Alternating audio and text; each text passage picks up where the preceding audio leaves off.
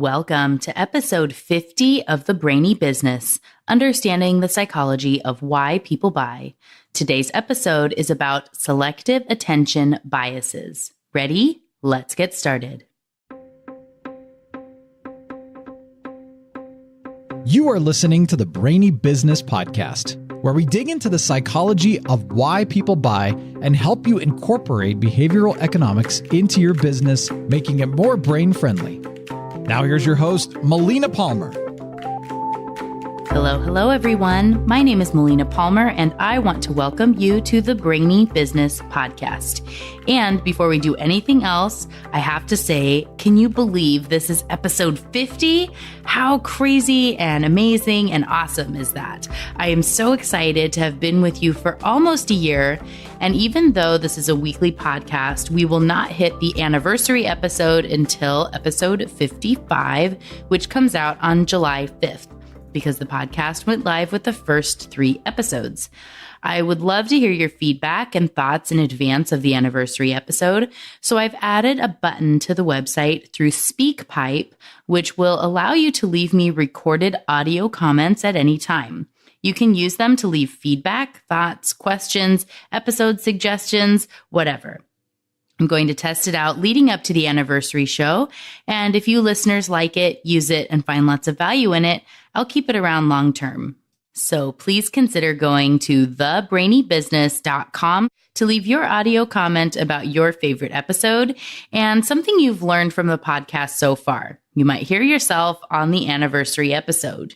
And one more thing about the celebration of 50. It's not only the 50th episode of the podcast, but we just hit 50,000 downloads this week too. According to Libsyn, the average podcast's episodes have 141 downloads on average after 30 days of being live. As you can see, we're almost 10 times that here on the Brainy Business, with over 1,000 downloads per episode on average, which is so amazing considering we aren't even a year in. Thank you all for downloading, subscribing, listening, sharing, rating, reviewing. I appreciate you all and can't wait for the next big milestone we get to celebrate together in just a couple weeks. This month has also been amazing as I spoke at 8 different events across the country on 6 different topics, from pricing to change management, why consumers are weird, and how behavioral economics is the future of branding. I love speaking at events like this and want to welcome all of you who are joining the podcast after hearing me speak at one of those events. I had so much fun getting to know and interact with many of you, and want to thank you for listening. Welcome to the Brainy Business Family. I'm skipping shoutouts and tweets of the week in this episode since I took the time to talk about this milestone episode, but I do want to make sure you still know about the show notes before we dig into the meat of the episode. You can find them in the app you're listening to or by visiting thebrainybusiness.com/50. They have links to shoutouts, past episodes, relevant articles, and a recap of what I talk about throughout the episode. If you're already on the subscribers list, thank you. You received a link to this episode in your weekly email from me, which comes every Friday when new episodes are released. If you are not yet on the list and would like to be, just sign up for any freebie and you'll be automatically added. And those of you in the States can text the word Brainy, BRAINY, to 345-345 and be automatically added to the list. Whenever you sign up for the first time, you get a free copy of my ebook, and you also have access to the subscribers page, which has all the freebies, so you don't have to re-sign up and download over and over and over again, as some listeners were doing. So again, the show notes for this episode are at thebrainybusiness.com/50. All right.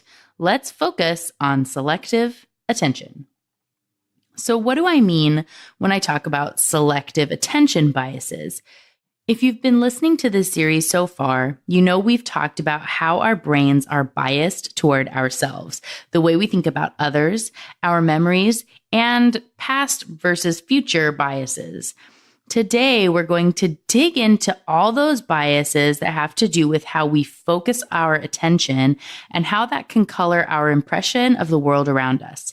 As I'm sure you can gather, There are some overlaps here with the other categories. And as I said, when I started this 8-part series, I chose these categories based on my listeners and what I thought would be most useful for you. Others have grouped these differently, and I debated with a few on which category they would go in. So no, I've grouped them in a way I thought would be most useful for you. And it's more about you knowing they exist than what group they go in per se. In this episode, I've broken selective attention into 3 categories: where we focus our attention, how that impacts the decisions we make, and how it colors our perception when looking back. These are biases in addition to those covered in the memory episode, as I didn't want to duplicate a bunch of concepts for you. All right, let's dig into where we focus our attention. The most common concept, and one I'm guessing you're very familiar with, even if you don't know the name of it, is called the frequency illusion, selection bias, or the Baader-Meinhof effect. This is the illusion that when something has come to your attention, maybe it's a word or a phrase or an image, it seems to be everywhere after you first heard about it. This could be when you're thinking about buying a blue car and you start seeing them everywhere. When I started my master's program, I remember seeing the word panacea for the first time. That's spelled P-A-N-A-C-E-A. And then I saw it again and again and again. The first paper I read it in, I remember commenting to my husband that it appeared a disproportionate amount for such an obscure word. In fairness, I try not to repeat the same word half a dozen times in a few paragraphs if I can help it, but I started noticing it all over the place. And it really is quite common in academia and in other writing. I had just never noticed it before. And once I stopped to learn the word, I get why it's used. And if you too are unfamiliar with panacea, it means a solution or remedy for all difficulties or disease. The less academic term for this would be a cure-all or a magic bullet. Anyway, after I became aware of the word, I started noticing it all over the place. And that's how this bias works. This is very similar to the recency illusion, which would be my thinking that the phenomenon of the word panacea being everywhere is because it's a brand new word everyone has just started using, or thinking that all the blue cars out there must be brand new. Our brains think they're very powerful and observant, so something out there must have changed versus this only coming to my attention because I'm aware of it now. For a business example, let's say someone just used scheduling software like Calendly, Acuity, or Schedulicity for the first time, and then starts telling everyone about it as if it were a brand new innovation because it's new to them.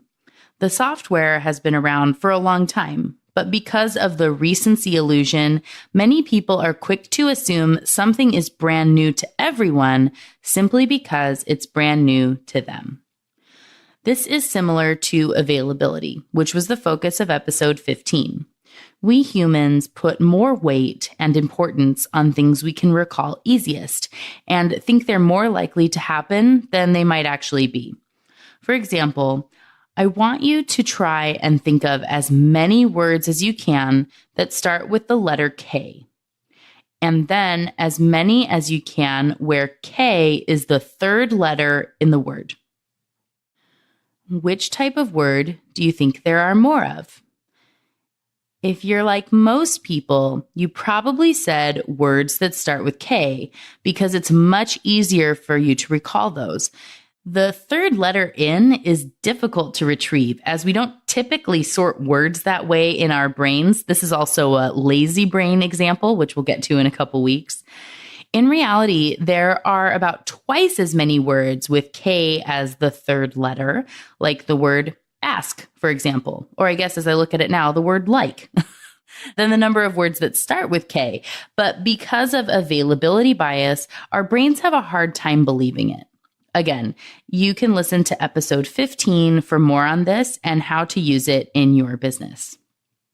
This can lead to the availability cascade, which is a self-reinforcing process where hearing and seeing something more and more makes it feel more and more true or real. You've probably heard this explained as say something long enough and it will become true. And once we become familiar with things or concepts, we're much more likely to like or believe them because of the mere exposure effect. Consider the know, like, and trust factor we hear about in business all the time. People are more likely to do business with people they know, like, and trust. And good news, people are more likely to like you once they get to know and see you a lot, assuming you aren't a total jerk or untrustworthy, of course. But also think about that song you hated when you first heard it, and now you can't stop singing along to it. That's the mere exposure effect at work. This can combine with the way we perceive things around us to create a compounding effect. For example, selective perception is when our expectations impact the way we perceive things. For example, if you expect a sales call to go badly, it probably will, and you'll pick up on all the bad things. If you say it's going to be a bad day, your brain uses selective perception to give you what you expect. There's a lot of power in shifting what you focus on, which is why many people have gratitude journals or practice looking for the positive in things or the silver lining. In most cases, it truly is as easy as shifting your expectations and your focus and this selective attention, and being aware of these biases I'm telling you about will hopefully help you to notice when they're impacting your day-to-day life and your business and how you might be able to step over them and be more consciously aware. This is very similar to attentional bias, which is when our perceptions are impacted by recurring thoughts, and the focusing effect, which is when we place too much importance on one aspect of an event. Let me give you an example of how this can create a negative spiral at work. If you think that your boss doesn't like you and never gives you a chance, you may focus your thoughts on all the things he might say to belittle whatever you do. A passing glance he makes will put you on edge and wonder what he may have noticed. Is there a stain or a wrinkle in your shirt? Oh man, of course he would notice. I bet he's thinking about how sloppy I am. Oh, he just looked again. I'll never get that promotion now, and I better not speak up in this meeting because then everyone else will notice the stain and they'll think I'm a loser. If only they would all just give me a chance to shine, I could show them all. Sound familiar? We all spiral like that from time to time. But did you notice that was all a conversation inside the person's own head? Choosing not to participate and speak up was based on their own biased focus, when focusing on something else might have helped give them the confidence to speak. For example, the glance in their direction could have triggered, "Great, he's looking at me, so I can indicate I have something to add." And the whole meeting could have shifted. You've heard me talk a lot on the podcast about small changes and small steps, little things that make a big difference. Your life and experience in it, your business, your interactions with people are all just really small choices and ways that you focus added on top of each other. So changing one small thing like that may seem like it's not enough to make an impact, but it's just one small thing at a time. And changing the way that you focus and what you selectively put your attention on can really impact the way that everything goes in a day. I challenge you to test some of these out in your own life and see how you might be able to, one step at a time, make a difference. The next concept I want to tell you about is called the von Restorff effect, where something that sticks out is more likely to be remembered than everything else. I still remember my first review at the credit union. My boss let me know everyone had positive things to say, and she had to beg people to provide some areas to work on. And she finally got someone to provide feedback on a project where I could work on doing better in the next year. And she told me not to focus too much on it because, again, she had to really draw it out of somebody. I don't remember everyone who provided positive comments on that review or what they said, but that area of improvement You can be darn sure that I remember exactly who said it and the gist of what was said. And like I said, she told me not to focus on it, much like a judge might tell a jury to disregard a comment, but we can't. Our brains don't work that way. So remember that things that stick out and are different are more likely to be disproportionately remembered than everything else. For the positive side, if your company goes out of its way to surprise and delight a customer with something unexpected, it will be much more likely to be remembered than the other run-of-the-mill interactions. I mentioned juries there briefly, and I want you to take a moment and try to remember the O.J. Simpson trial if you watched it when it was on TV. If you didn't, the story is still relevant. I'm not going to get into the innocent or guilty debate or what should or should not have happened, but do you remember the phrase that O.J.'s lawyer, Johnny Cochran, made famous during that trial? If the gloves don't fit, you must acquit. That was never a rule before, and probably not one that has been said since. But why did it have so much impact? Due to the rhyme as reason effect, we believe statements that rhyme to be more truthful than those that don't. It's ridiculous when you think about it, and I've talked about this on the podcast before in that same episode on availability. Does an apple a day really keep the doctor away? No, but it sure sounds good, which made it easier for all of us to believe. And due to the belief bias, we also base the logical strength of an entire argument on the believability of the conclusion. When people give you reports with a recommendation that seems really logical and easy to believe, you're more likely to think that all the foundation of the argument is logical, even if it isn't. This is why you need to do your due diligence and not become victim to herding. I've linked to the episode on booms, bubbles, and busts, as well as the one on herding, which have a lot more information on what happens when this goes awry. We also tend to think that adding items to make something more specific makes it more likely to happen than a more general situation due to something called conjunction fallacy. Kahneman and Tversky had a great example of this, which I'll read to you now. Linda is 31 years old, single, outspoken, and very bright. She majored in philosophy. As a student, she was deeply concerned with issues of discrimination and social justice, and also participated in anti-nuclear demonstrations.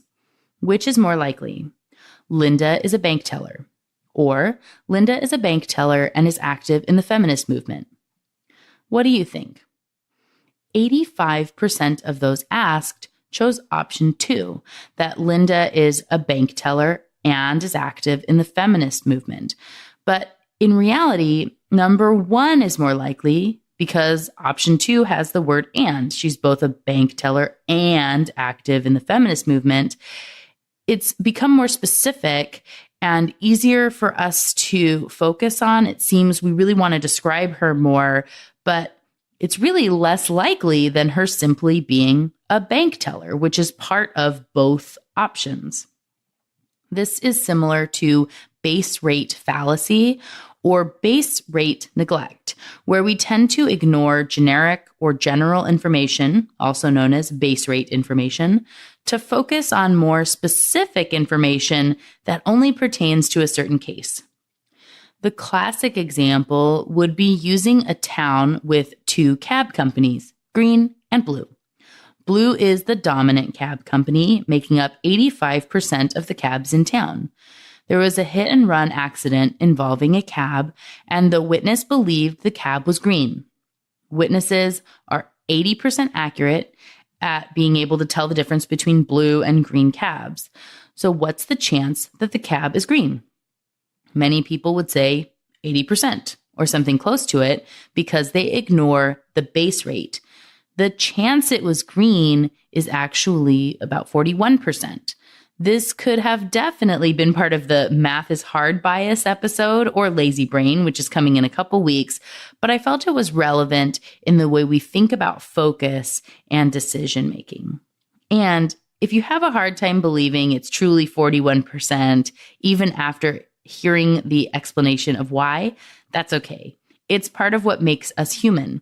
These types of calculations are more complex than our lazy brains want to take on most of the time because of all these biases. The last item in this section, which leads nicely into our next category, is called exaggerated expectation. People tend to predict and expect more extreme outcomes than what actually happen.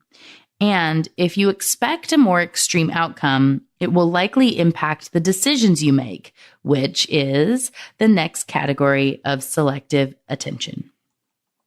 Our brains get what they expect, but that doesn't always mean it's the most accurate representation of what happened. For example, because of the Semmelweis reflex, people tend to reject new evidence that contradicts their perspective, paradigm, or expectation. Even when there's overwhelming evidence that goes against what you believe, you'll have a harder time believing it than things that support what you believe to be true. And because of the biases I've already talked about in the episode, you'll be more likely to focus on, remember, and validate those items that support your belief than those that don't. This can also impact scientists or those doing studies, in which case it's called experimenters or expectation bias. This is the tendency for someone to believe, certify, and publish data that aligns with what they expected to see, and to disbelieve, discard, or downgrade the corresponding weightings for data that appear to conflict with those expectations. This can also lead to observer expectancy effect or subject expectancy effect, which is when a researcher unconsciously manipulates an experiment or misinterprets data in order to find what they're looking for. This can, of course, happen outside the lab and occurs in businesses all the time. I tell my clients frequently that it's easy to find the right answer to the wrong question. When we're doing traditional brainstorming and searching for answers about what we expect, we're coloring the results we find. It's best to try and be open-minded and get input from those who disagree with us. Try to poke holes in theories, and it's why researchers go through training to help us be unbiased, because it goes against our natural tendencies. If you want more tips on how to be a better questioner, listen to episode 4, Questions or Answers. This can also lead to illusory correlation, which is when someone will inaccurately perceive a relationship between two unrelated events. One common example of this would be stereotyping, which I talked about in episode 46, on how we look at other people. Someone may think everyone who lives in a certain area is snobby, or who went to a certain school is rude, when those things aren't actually correlated or true. You can see how this kind of attitude can impact the workplace if someone thinks incorrectly about groups of customers or potential customers. If you think everyone in a certain area can't afford your services, for example, and you don't market there when they could be great clients for you if you were able to lift that bias. This is similar to subjective validation, where someone sees something as being true if their previous beliefs demand it to be true. This can lead to the individual making connections between coincidences that aren't really there. So if you added a new marketing outlet and started seeing growth in another area and assumed those two things were related when they coincidentally happened at the same time. These biases can lead to the backfire effect or the continued influence effect, which is when someone will disconfirm evidence that is presented by strengthening their previous beliefs. So if somebody says this thing is untrue, let me show you, they will just buckle down and really dig into what they believe and shut everything out. We also suffer from confirmation bias, which is when we search for, interpret, remember, or focus on information that confirms our preconceptions. This is because of the biases I talked about in episode 45 on how we think about ourselves. Our brains are trained to believe we are the smartest and that we have a complete and accurate picture of everything around us. So anything that's being said or that shows differently than what we expected to see or what we've seen before, it must be wrong. It can't be us. It must be the information. And if I dig a little deeper, I'll find the thing that proves what I'm trying to prove and find. And that's really just not how the world works. The size of the space being searched can also cause a researcher to observe something that seems statistically significant, but that actually wouldn't be if the parameters had been set correctly because of the look elsewhere effect. This is similar to congruencies bias, where a researcher will directly test their hypothesis instead of testing possible alternatives. Think about this in a business perspective. So if you're trying to determine if Facebook advertising works, and so you go to a bunch of people who you know have had success with Facebook advertising, and you ask them about it, and you also ask people who sell Facebook advertising, and you watch a bunch of videos about how Facebook advertising works, you're going to have a biased perspective on whether it works or not. And if you were to go the other way of if you are sure Facebook ads don't work, and so you look and say, Facebook ads can't possibly work, how can I frame my question to be finding other people that are saying the same thing? Not that directly is not how your brain is stating it to you on a conscious level, but really that's what your subconscious is looking for. It wants things that will validate what it already believes to be true. And you might be putting your perspective too narrowly to find enough information from the right sources to get an accurate picture of what's really going on. Essentially, the thing for you to do is remember that your brain is biased to get what it expects and do anything that it can to confirm what it's expecting to find. If left to its own devices, your brain is biased to confirm what it thinks it already knows. And the same thing goes for everyone around you. If you want to be more innovative and open to the opinions of others and to finding real results, it requires focus and working outside your subconscious biases. The last two biases in this section are information bias, which is when we keep seeking more and more information even when it can't affect our actions. This is when you tend to get paralyzed by looking for more and more information before making a choice, even when it can't have a positive impact on the decision at hand. To combat this, consider asking yourself, will this answer impact the decision I'm making? Lastly is distinction bias, where if you're comparing two things at once, you're more likely to see what is different about them than if you were to evaluate each on its own. So if you're trying to evaluate options, results, opportunities, whatever, take the time to look at them in multiple ways to ensure you're getting an accurate picture before making a decision. When making a choice on your own or with others, try to remember these biases and how they impact everything from your evaluations to the way you set things up to look at the questions you're trying to answer. They would likely be set up to validate your own preconceived notions if you aren't careful. Our last section on selective attention biases is about looking back and how we have a biased view of the past. Due to hindsight bias, or the I knew it all along effect, we tend to see past events as being more predictable than they actually were. Again, think about how your selective attention and the areas you focus on can impact what you see when you look back, and how that can impact future decisions as well. It's a bit of a self-fulfilling prophecy. This is a lot like outcome bias, which is when we judge a decision based on the outcome instead of the quality of the decision at the time it was made. Let's say you decided to buy a car and made the best decision you could at the time with the information available to you. The car you bought ended up being a lemon, and its engine blew up about 45 days after you got it, and it wasn't covered by the warranty. You may look back and judge the choice you made then when you couldn't have possibly known the engine would fail based on the information you have now instead of what you knew at the time you made the choice. This can cause the misinformation effect, where our memories are less accurate because of information that comes about after the event is over.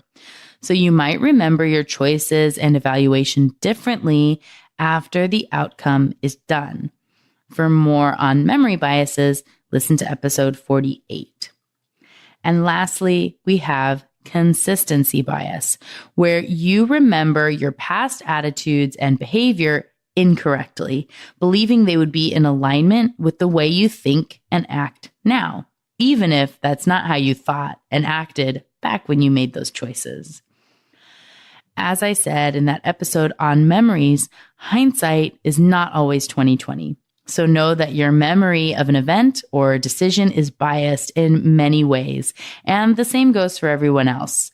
Documentation can go a long way in helping you to have a more accurate picture of the past. And remember, when making decisions, evaluating options, and just the way you see the world around you, it's biased by your brain. When the decisions are really important, do what you can to evaluate them from multiple angles and overcome your own biases to make the best possible decision. And once you know the outcome of that decision, don't judge yourself too harshly. I hope you enjoyed this episode on our selective attention biases. If you did like the episode, would you consider rating and reviewing the podcast? In whatever app you're listening to, there's a subscribe button near the name of the podcast. Hopefully you've already clicked on that one. And near it, you will see stars. If they're not filled in, I would love for you to do so. Hopefully you feel 5 stars are appropriate. And then it will ask if you want to leave a review. If you take the time, I would be very appreciative, and thank you in advance for doing so if you do. You might find yourself getting a shout out and a thank you on a future episode. And it also helps others to find the podcast. So thank you from those future listeners as well. And if you know someone who would like this episode, in honor of it being episode 50, I would be so grateful if you shared it with one other person so they can learn a little about themselves too. Simply send them to thebrainybusiness.com/50. And that's also where you will find the show notes for a refresher on each of these concepts. All right. That's it. Episode 50 on our selective attention biases is done. Next week, we're going to have a little break before wrapping up the series on all the biases. And I'm going to dig deeper with a behavioral economics foundations episode. It's been a while since we've had one of those, and it's on my all-time favorite concept. Do you know what it is? If you're a longtime listener, I'm guessing that you know it's time discounting. It's going to be a lot of fun. You won't want to miss it. Until then, thanks again for listening and learning with me. And remember to be thoughtful. Thank you for listening to the Brainy Business Podcast. Melina offers virtual strategy sessions, workshops, and other services to help businesses be more brain-friendly. For more free resources, visit thebrainybusiness.com.